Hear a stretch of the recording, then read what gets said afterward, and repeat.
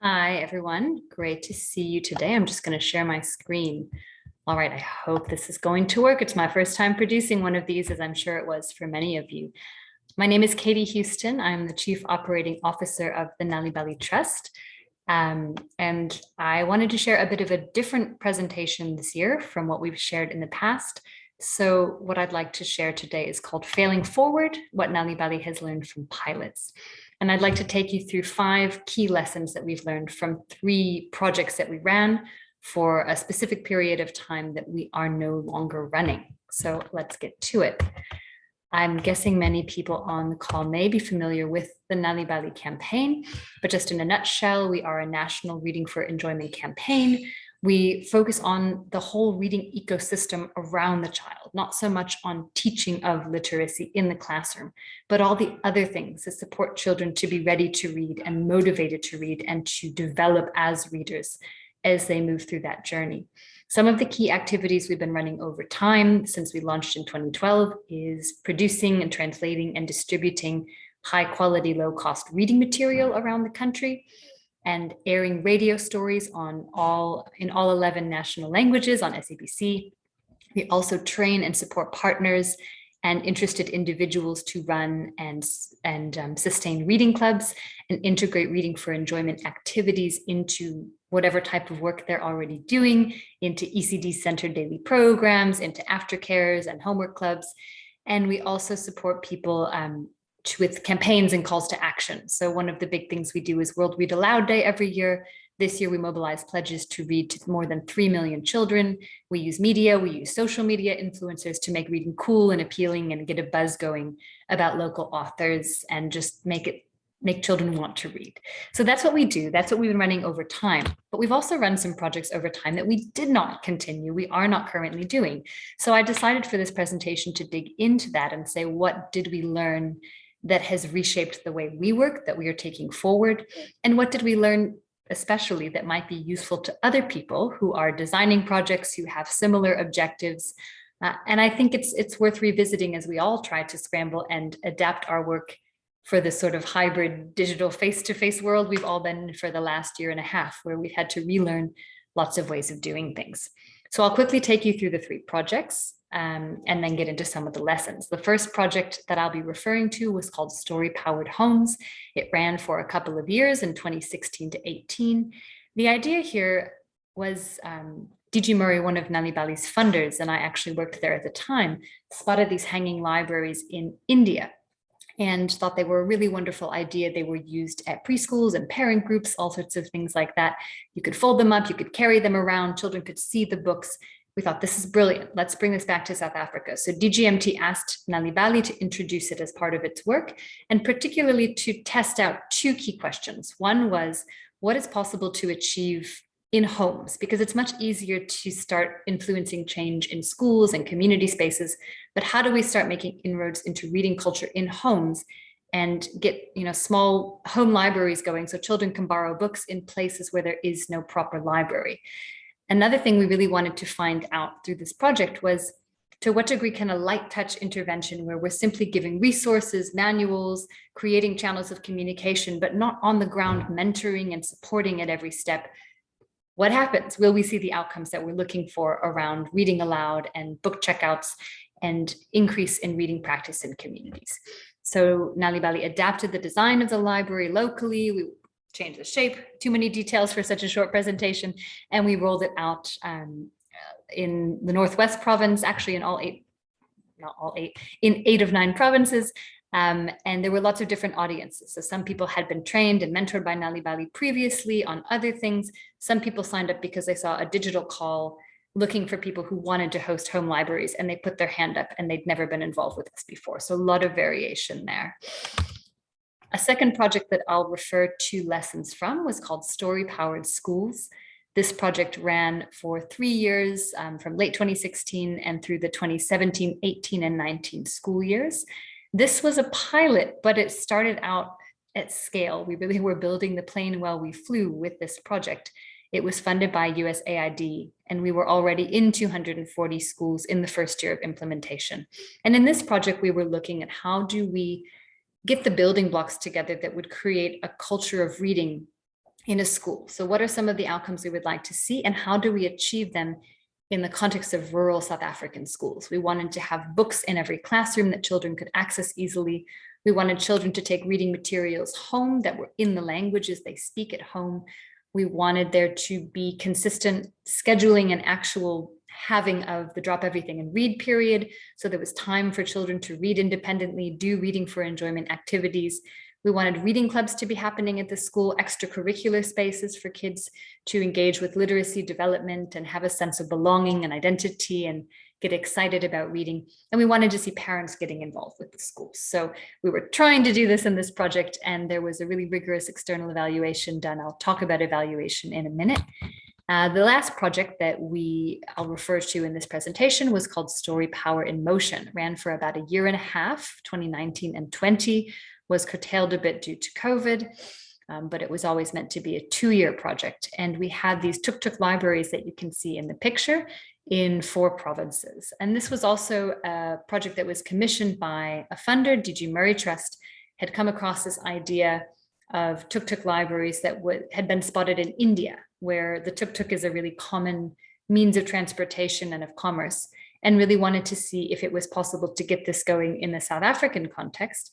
And goals of this project were to bring books to people who don't have access to libraries, to start pointing people to brick and mortar libraries, to support hubs of literacy activity in the target communities.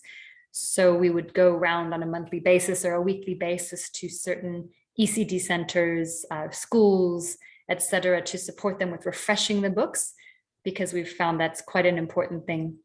And then also just to get hype and buzz going in the community. A little beautiful tuk-tuk was almost like a mobile billboard. Children would get excited when they saw it. We hoped they would come running and want to see the books. And we also used it to distribute other reading materials like the Nalibali supplement. So this was the final project I will refer to. And this table is just pretty much summarizing what I've just quickly spun you through, but just to also mention that the first 2 projects, the home libraries and the school-based project, had both external and internal evaluations. So that's really what I'm drawing on, in addition to our own collective experience as an organization, the debriefing, the reflection, and the learning. So the external evaluation of story-powered homes was a deep dive that involved a field visit to the Northwest, interviewing 12 different library recipients and attending some training and refresher sessions. So it was a bit of a hands-on approach. We also had some phone surveys and data analysis internally. Story-powered schools had a big and very rigorous randomized controlled trial, some qualitative research, some case study research that was done by NORC at the University of Chicago. And we also did a couple of rounds of qualitative visits for quality assurance. We did a lot of data analysis and a lot of reflecting there. The final project with the tuk-tuks, we did not have an external evaluation. There was no budget for that, but we did a lot of debriefing. And I think what we learned is valuable enough to weave it into this presentation. So moving on to the 5 lessons I'd like to share today, and they're not the only 5, there's so many more. I just tried to pick 5 that might be of interest. If I had a different colleague standing up here, they'd probably pick a different 5, but here goes. So one of the first things that really came out of these experiences, these pilots that we're not running anymore, is that mediation is so important. So with the Story-Powered Home project, we wanted to know, as I mentioned before, does a light touch intervention succeed in changing behavior? If we pass out these home libraries with guides, with decals and stickers, with welcome letters, with checkout forms, and with hotlines, people can contact us on social media, WhatsApp, please call me call center. Is that enough, even if we're not on the ground in that community, to get a culture of reading going? We were very pleasantly surprised by the degree to which people really did take those resources and run with them. I think of the deep dive of the 12 people interviewed, they were reading regularly to 872 children. So on average, more than 70 children. And 11 of them were doing so at least 5 days a week, both in homes and in other spaces. The surveys, the average was not quite as high, but it was still an average of more than 40 children who were read to by each recipient. So we really were seeing positive outcomes. And the researcher felt it was really encouraging to see that kind of return on investment. The desired behaviors were really high, letting children check out books, reading aloud regularly, etc. But the researcher did find that the concept of the story-powered home didn't really come through very consistently, because particularly for people who had not interacted with Nalibali face-to-face at all. And she had the opportunity to observe these sort of activation events. We went up there to do some follow-up training for people who had received the library. She interviewed people beforehand, and then they went to the training. And one of the key recommendations was that light touch, sending out the materials can make a difference, but it will make much more of a difference if there's some kind of mediation. So one of the things we learned from this is when we rolled out a second wave of these home libraries after the initial evaluation, we added an activation specifically to that model where we'd work with the partner organization and have that visit, that kickoff, to really help people understand how to take advantage of these resources and really make the most of them. And I think one thing that's really relevant that was picked out is how do you balance the need to be cost effective and light touch with people's deep-seated need to be seen and heard and nurtured, particularly if you're working in really marginalized communities where people may never have had these resources and really want to be supported. So that was a big finding. And I think it's also quite relevant in this sort of digital age where a lot of things we used to do in person, we're now doing digitally in a hybrid way. And sometimes we can be just as effective, but sometimes it's really tricky. And we really have to think carefully about what level of mediation and interaction is needed to get the outcomes we want. So this is something we do try to think about now in developing new projects. I think a second lesson that's very related to that, a little bit different, is just that structure can be enabling.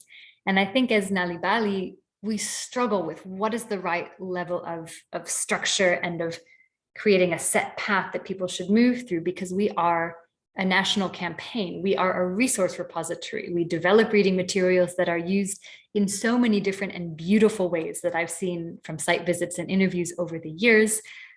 We don't dictate that this is how you should do it, because we want the materials to really have a life of their own. You know, we train people to run reading clubs, but we want people to adapt it to their already running programs.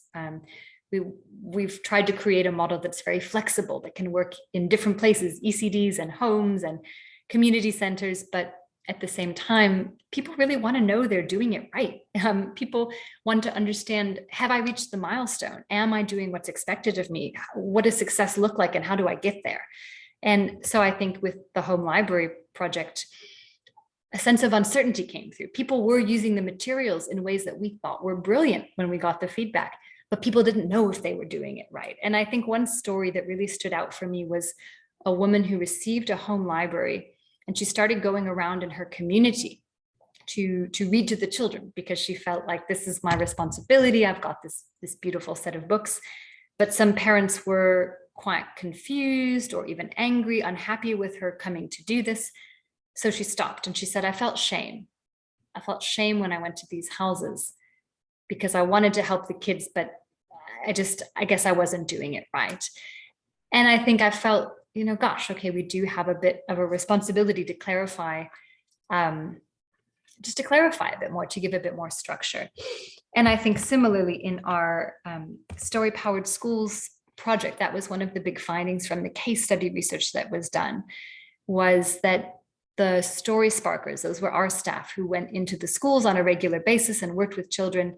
And the researchers sat through 4 full days of shadowing them. So it was a small sample, but what she found was that the story sparkers only spent about a quarter of their time engaging with text, kids engaging with text. And most of the time was spent drawing and cutting and pasting, songs and games, other activities that are much easier to do with large class sizes, which is often what they were coping with. And even when they were engaging with text, only about 7% of the time, the story sparker was reading to the children. And when that was happening, it was brilliant. The kids were engaged, the story sparkers were dramatic and engaging and doing a wonderful job. But a lot of times children were asked to come to the front of the class and read. And the rest of the children were quite disengaged, because if a child is stuttering their way through a story, they're not a fluent reader yet. It's not really the kind of most priority or key learning experience that we're wanting to happen in these reading club spaces or these reading for enjoyment sessions. So another recommendation there was just to give a bit more structure. And I think that's something we are still working on getting right. We were bringing in a more structured mentorship program when COVID hit, and we kind of had to go back to the drawing board on that. We have developed much more structured digital communication for people that join our network, who would go through a sequenced series of text messages and emails that they would get after joining. But I think there is quite a lot more that we can do in this space, and it's something we also think about as we design new projects. But I guess the realization we had from this is more structure can actually paradoxically be freeing, because if you know that this is what you should be doing, then you're able to improvise. But if you don't have that security of knowing this is the basics, it's just actually not quite as effective. So big learning for us is structure is quite enabling and quite important. It's not necessarily restricting or limiting.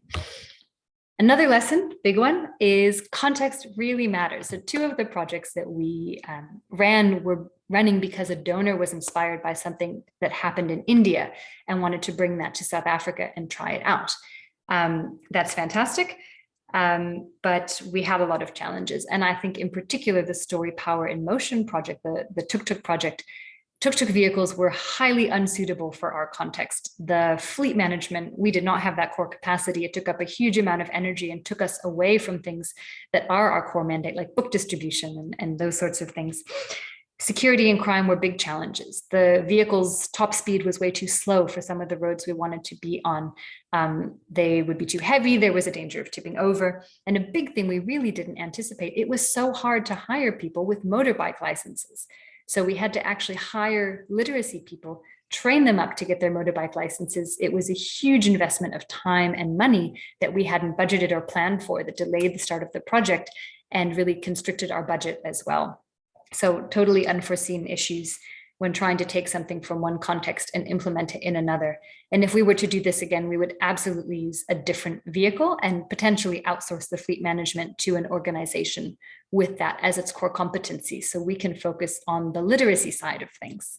And I think when it comes to the school project, we looked at the ideal things that work in schools where we were already working before this big project launch, but we did not do quite enough research and thinking about the specific context of rural KZN and Eastern Cape schools and the specific constraints that our story sparkers would face when going into those schools. And we did not see the degree of school ownership that we were hoping. We saw story sparkers really struggling to access children and work with them.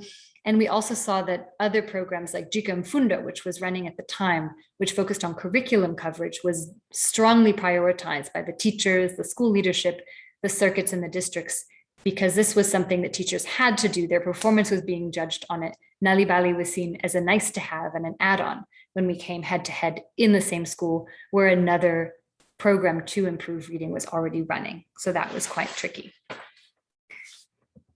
Not a final lesson, second to last, is realistic monitoring and evaluation expectations. I think just a few key things here is that people you do not pay will not collect data for you. You will get a very incomplete data set. The data will not be useful at all. So what we've learned is to, number one, only rely on our own staff members to collect data, people that we are paying.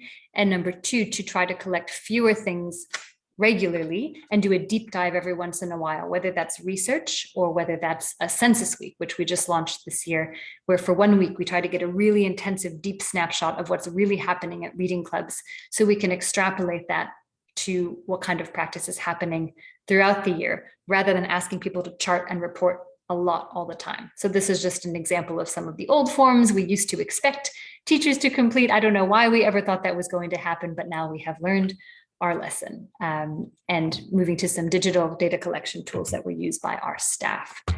And the final thing I'll just mention before closing, I'm almost out of time, is that innovation really is the easy part of piloting and innovating and trying new things. And, you know, this is something I knew in theory but you learn it in a different way when you're right in the thick of it, as I'm sure many of you have experienced. It's not just about the idea, but it's about the execution, the maintenance, the systems, the really simple things like checklists or well-worded questions on M&E tools, or an extra 10 minutes in training to clarify that one thing. So I know I'm out of time. I'm going to wrap it up. But I think just remembering that innovation is the easy part and it's execution that's really the challenge. Thank you very much for your time and enjoy the rest of the conference.